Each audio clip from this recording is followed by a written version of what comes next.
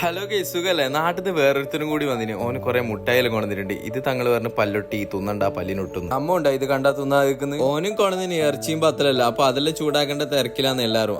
അങ്ങനെ ചൂടാക്കിയതിന് ശേഷം എല്ലാരും കൂടി തിന്നാൻ തുടങ്ങിയിട്ടാ. നല്ല ടേസ്റ്റ് ഉണ്ട്. നാട്ടിൽ നിന്ന് മാങ്ങയെല്ലാം കൊണ്ടുവന്നിട്ടുണ്ട്. നാട്ടിലോർമ്മക്കായിട്ട് കൊരട്ടയെല്ലാം കാറിൽ വെച്ചിട്ട് പോകുന്ന ഒരേ ഒരുത്തന് അത് യോനാന്ന്. ഇടയ്ക്കിടയ്ക്ക് ഓനിക്ക് മണപ്പിക്കണമല്ലോ, മണപ്പിക്കട്ടെ. രാവിലെ ആയതുകൊണ്ട് നല്ല ചായപ്പൊടി ഏതെങ്കിലും ഉണ്ടോ എന്ന് ചോദിക്കുമ്പോൾ പറഞ്ഞ് 7 ദിറംസിന് നല്ല പുട്ടും കടലെല്ലാം കിട്ടുന്നുണ്ട്. അപ്പൊ അതിന്റെ കൂടെ നല്ല മുട്ടയും പഴം പൂങ്ങിയതുകൊണ്ട് വിത്ത് പപ്പട പാവും. വൈകുന്നേരം റൂമിലെത്തുമ്പോണ്ട് ഒരുത്തന്റെ കോപ്പറയെല്ലാം കാണുന്നത്. ഇത് പുതിയത് ജിമ്മിന് പോകുന്നില്ല, ഇനി ഇങ്ങനെയാന്ന്. ഫാദിന്റെ ബർത്ത്ഡേ ഉണ്ടായിന്. അപ്പൊ കേക്കെല്ലാം വാങ്ങിയിട്ടുണ്ട്. ഓനറിഞ്ഞിട്ടാ എങ്ങനെയാന്നുള്ളത് എക്സ്പ്രഷൻ കണ്ടിട്ട് തന്നെ അറിയാം. ആരാ എന്താന്നാലും ചോദിക്കുന്നുണ്ട്. ചെക്കന്റെ കിളിയാകെ പോയി. അല്ലാ, അങ്ങനെ ഒന്നും പറയണ്ട. ചെക്കന്റെ ജീവിതത്തിൽ ആദ്യമായിട്ടുള്ള കേക്ക് മുറിക്കുന്നത്. അങ്ങനെ ഹാപ്പി ബർത്ത്ഡേ ടു യു എന്നും പറഞ്ഞിട്ട് കേക്ക് മുറിച്ച്.